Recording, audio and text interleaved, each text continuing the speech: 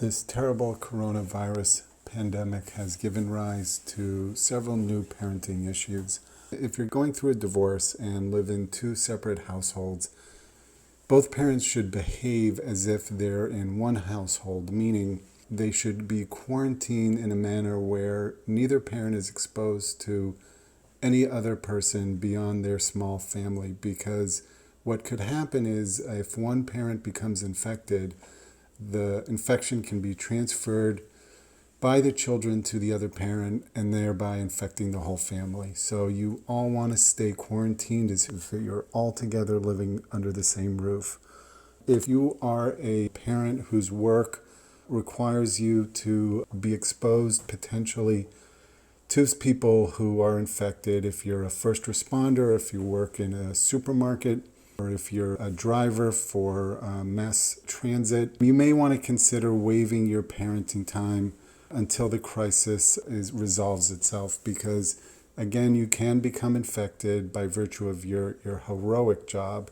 And the last thing you want to do is bring the infection back to the children and to potentially your spouse. I don't think anybody would prejudice or hold it against anybody whose job requires them to be exposed to potential people who are infected and somehow prejudice them in any way. So again, if you're through your work exposed to anybody who could potentially be infected, you may want to forego your parenting time until the crisis has abated at least somewhat. If the parents live separately and your children are going back and forth relatively frequently between households, you may want to consider changing the parenting schedule so that the children are one place for a period of time. Blocks of parenting time are much better than frequent back and forth transitions between households. Much safer to do blocks of time.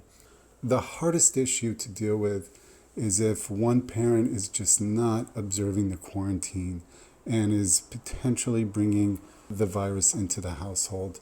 If that happens, you need to call a lawyer immediately and try to somehow prevent that parent from either coming home or to change their behavior so that they observe the quarantine to safeguard the household.